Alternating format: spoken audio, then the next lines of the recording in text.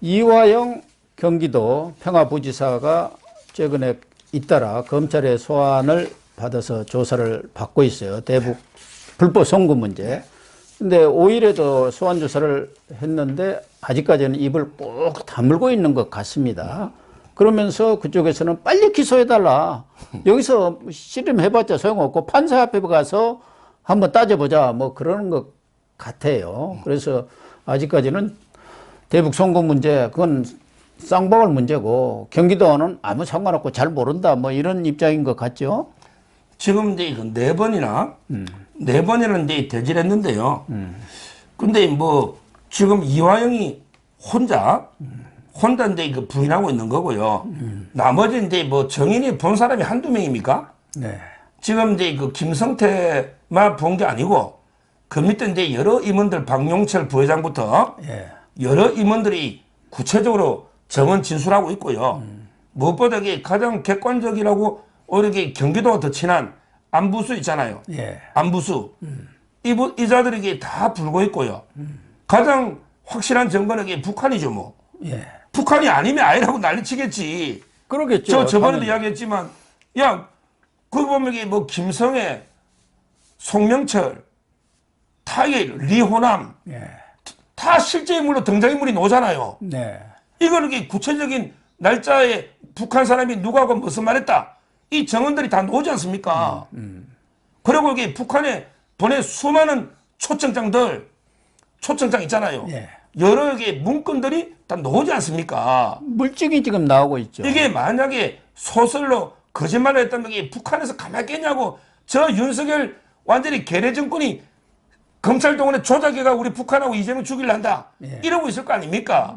근데 북한이 침묵하고 있는 거는 팩트라는 거예요. 팩트. 네. 그렇잖아요.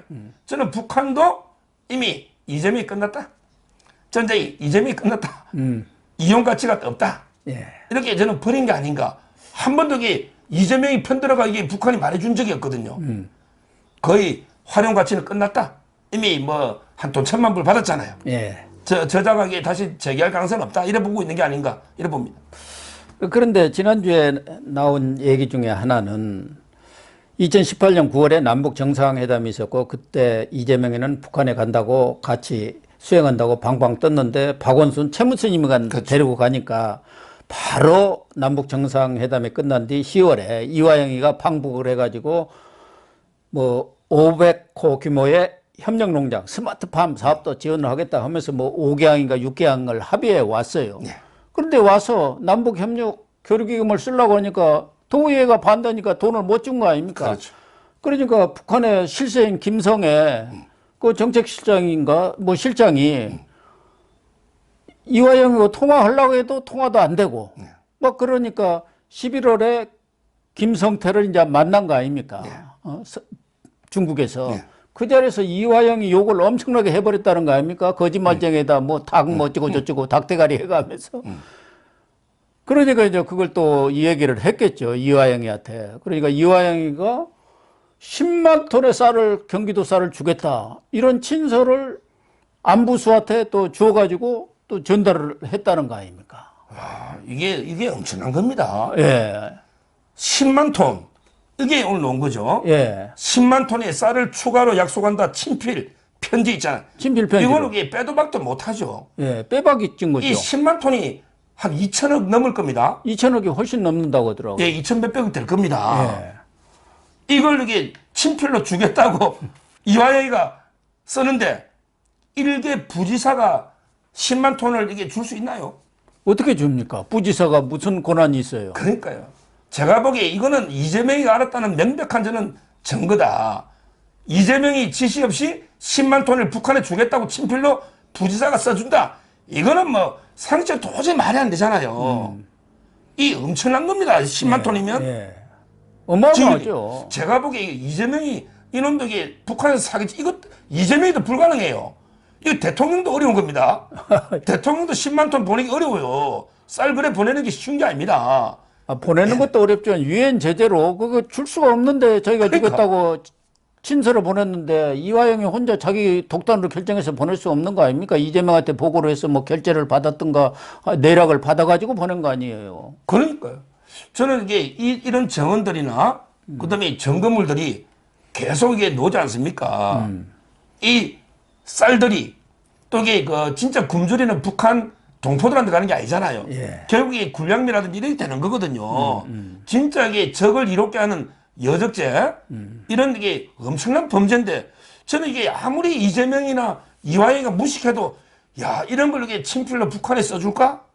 진짜 이게 제가 의심이 될 정도로. 예. 근데 친필이 나왔지 않습니까? 써준 게 이게 도저히 불가능한데 쌀을 어떻게 몰래 뭐 돈처럼 이게 달러처럼 몰래 주는 것도 아니고 예. 운반비만 해도 이게 또 쌀값만 2,300이 되고 운반비가 또 얼마입니까? 이거 어떻게 운반합니까? 뭐 이게 정주영이처럼 소떼 몰고 갑니까 이거? 이거 북한이 어떻게 주느냐 말이에요.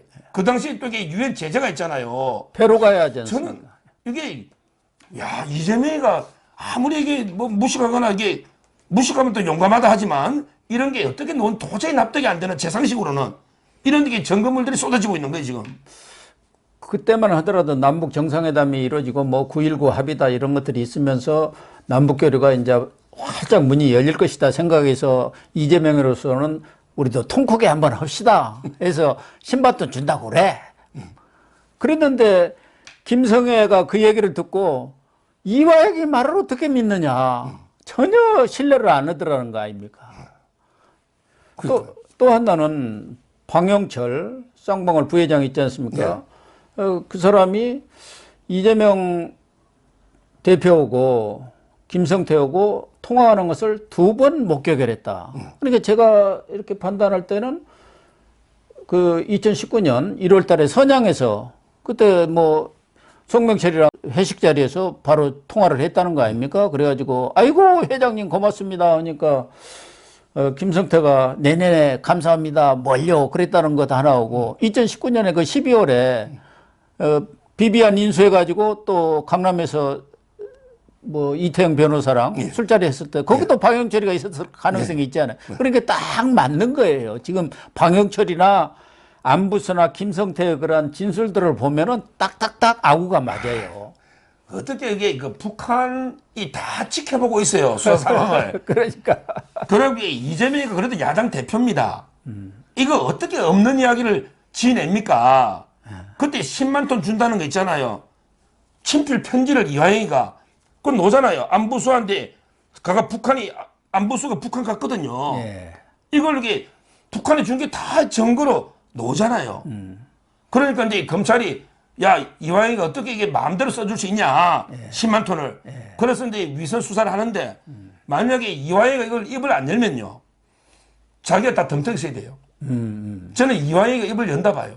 지금 이화영이가 기소된 게 3억 2천에 또 이제 이해찬이하고 아마 그 운영비 준 게 1억에 그리고 이제 북한에 간 게 지금 확실한 게 500만 불, 그 다음에 방북 300만 불, 그 다음에 또 이게 쌀리고 약속만 해도 이게 뇌물입니다. 노잖아 10만 톤. 이 모든 걸 이화영이가 덤텅이 쓰면 징역 한 40년 됩니다.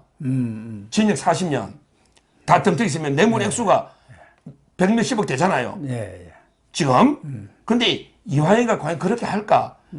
제가 이게 이재명 측에 들은 이야기인데 이거 믿을 만한 이야기입니다. 이재명이가 후회하는 게 이화영이 저놈 저 부지사성을 후회한대.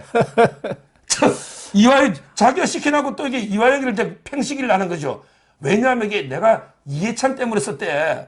이화영이는 깜이 아닌데 이해찬이가 이화영이를 쓰라 하니까 이해찬이가 자기를 도와주고 다 하니까 이게 이화영이를 부지사 임명했다는 거예요. 이게 본인들 캠프에서 그래요. 그러면서 이제 좀 있으면 이화영이도 내 첫거리 아니다. 뭐 저거 이게 이렇게 놓을지 모르겠는데. 이화영이 손절을 하려고 지금 밑자락을 까는 것 같네요. 그래가지고 뭐 여거저거 나오면 우리는 모르고 이화영이가 다 알아서 온 거야. 그러려고 그런 거야. 근데 진심으로 보면 이화영이하고 이재명이 인연이 없어요. 부지사 시킬 이유가 없단 말이에요. 이해찬이가 뭐 이렇게 이해찬이의 오랜 측근이 이화영이잖아요. 예, 그렇죠. 그러니까 근데 이해찬이가 저는 대북을 총괄하면서 이화영이를 그냥 중간에 사이로 부지사 시키는 게 아닌가 이렇게 보고 있는데 아마 이게 진짜 이재명 캠프에서는 저놈이 사고 많이 치다고 생각하더라고. 근데 그게 이재명 묵인 없이 됩니까?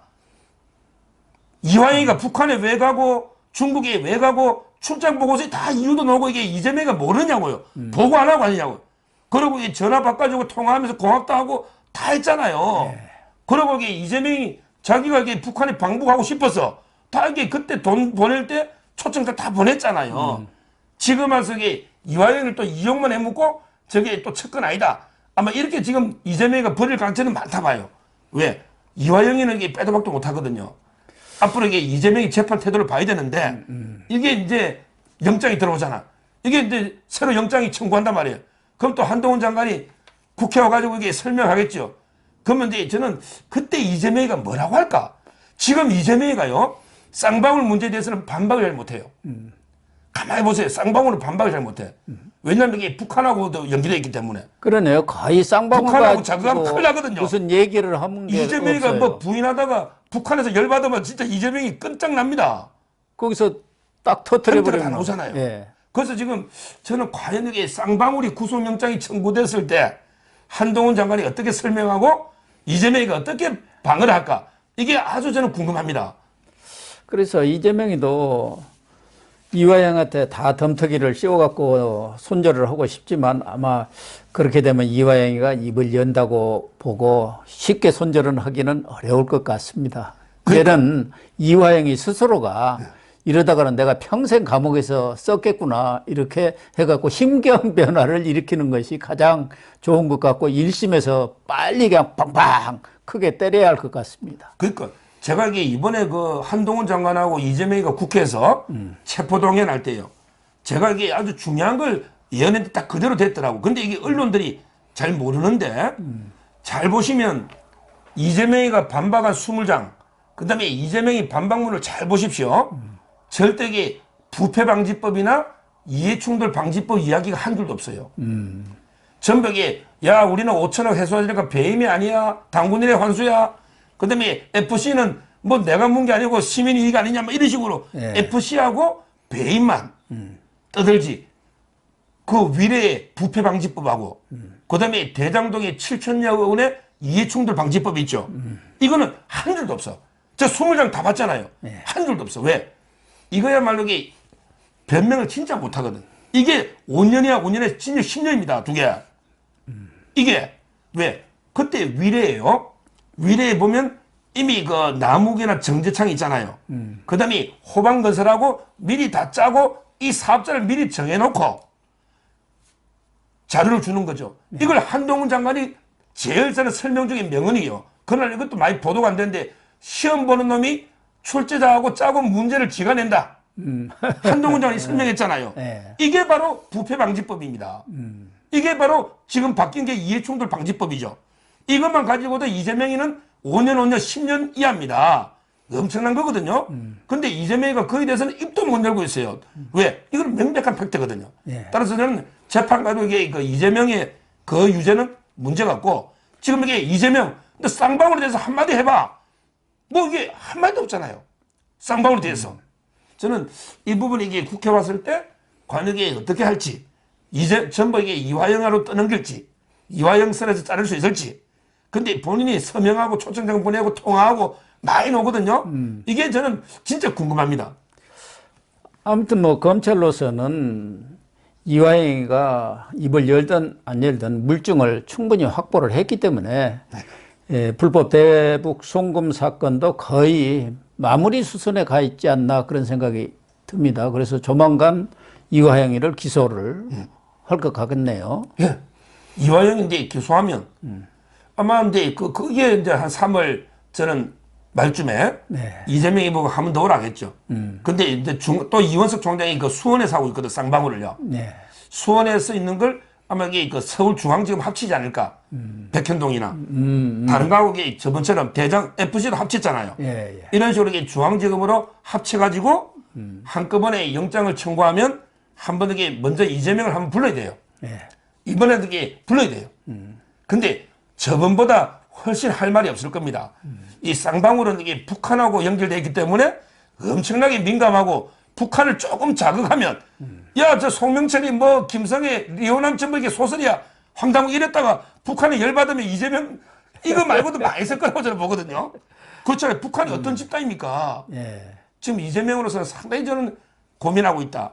그래서 이게 이화영의 변호사가 현근택이에요. 현근택이가 이화영을 변호하는 게 아니고 이화영을 입막음하고 있는 거죠. 이재명을 변호하고 있는 거예요. 이화영을 변호하는 게 아니고 현근택이가. 그래서 저는 아마 그 부분도 그렇고, 그 다음에 갈수록 힘든 게 백현동은 뭐 이제 이미 선거법에서 이게 허위라고 나와버리잖아. 예. 그러면 이게 수사할 때는 쉽죠. 이미 선거법에서 허위니까 4단계가. 그럼 이게 김인섭이 아니냐. 이렇게 저는 백현동이 아마 놓을 것 같고요. 그 다음에 정자동의 판교 힐튼은 5단계 상향 아닙니까? 5단계 상향. 이것도 이게 이재명이가 직접 서명해가지고, 원래는 이게 백현동이 힐튼 올 때는 유원지를 5단계 올려준 거거든요. 예. 원래는 이게 최소한 2.5% 이상 5% 가까이 이게 돈을 받아야 되는 거예요. 예. 이 땅을 사용권을 주면 최하 2.5에서 5%까지 돈을 받아야 되는데, 근데 1년에 1.5% 받고 땅을 준 거예요.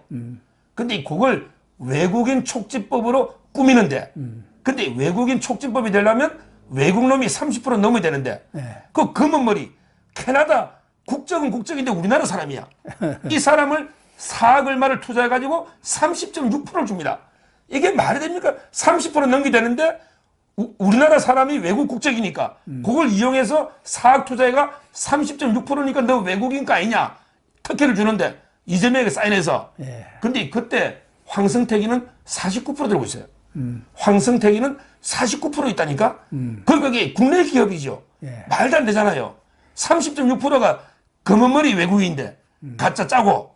따라서 이게 저는 정자동 판교 호텔 있잖아. 이게 5단계고 제일 이거는 처음 수사하는 거거든요. 앞으로 이게 이 세 가지 묶으면 영장이 이번에 이탈표가 워낙 많이 났으니까 다음에 이게 딱 따지고 보면 이게 10표만 이러고도 되잖아요. 예. 반대로 하면 저는 이게 결국은 이재명이 구속 피하기 어렵다고 저는 봐요. 그래서 이재명 측에서는 아예 본회의를 보이콧하자 그런 지금 꼼수까지. 그거는 오늘 김종민이가 김종민 있잖아요. 예. 오늘 이게 정면 반박했더라고. 그랬어요. 그 부분이 김용민이 주장이잖아. 예. 김용민이. 예. 근데 오늘 지금 김종민 인터뷰 보니까 그거는 국회법에 말이 안 된다. 왜냐하면 국회 표결에 참석 안 하자는 거 아니에요. 네. 과반수 출석에 과반수가 찬성해야 되니까 우리 그럼 참여 아무도 안 하면 본회의가 무산되는 거 열 수가 없죠. 그러니까 그러면 이게 국회 표결 불성립이 되는 거예요. 부존재. 불성립이 되면 표결 안 한 게 되는 거예요. 그러면 이게 다음 회기에 제일 1번으로 표결하라. 이게 국회법이다. 이걸 오늘 김종민가 지금 떠들고 있더라고. 제가 이게 방송에서 많이 했지만 이 말은 이게 표결을 안 하면 계속 다음 회기에 1번으로 이게 표결을 반드시 투표해야 됩니다. 불성립이기 때문에. 아니, 부존재니까. 따라서 저는 그게 국회법이거든요. 옛날처럼 이게 회기하면 넘기면 끝나는 게 아니죠. 지금 김종민가 그 이야기를 또 하고 있는 거예요. 그러니까 김영민 철험회 아닙니까? 그런 사람들이 나서서 무슨 꾀라고 내는 게 다 죽을 꾀만 내고 있는 거예요. 제 죽을 꾀만. 제 발등 찍을 꾀만 내고 있는 것 같습니다.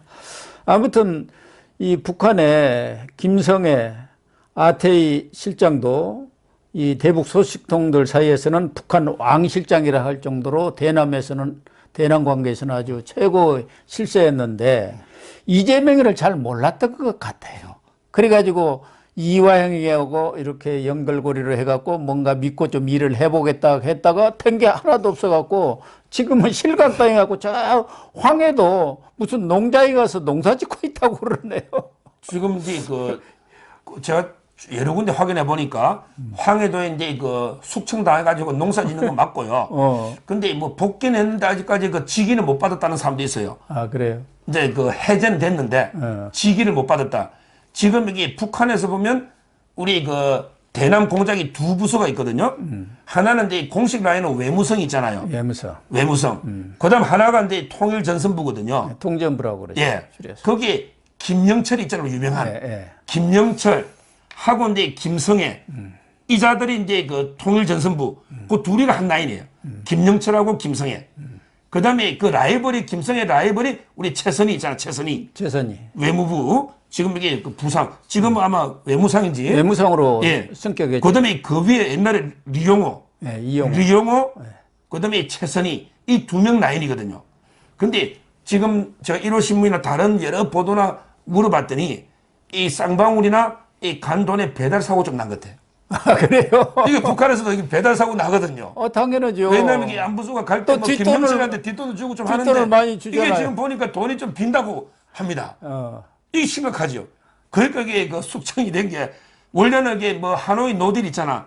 하노이 노딜도 그때 그 시점 비슷하거든요. 그것 때문에 실각 아닌가 했는데 요즘 이게 기사를 보면 쌍방울하고 이게 경기도 이 북한의 배달 사고 난 게 아닌가 이런 게 여러 가지 겹쳐서 실각이 아닌가 이런 게 보도들이 많이 나오고 있습니다. 아무튼 이재명하고 뭐 일을 했다가는 죽든가 4명이 죽었지 않습니까? 북한 사람은 뭐 그럴 일은 없으니까 실각을 당하든가 이 둘 중에 하나네요. 예, 그렇습니다. 참.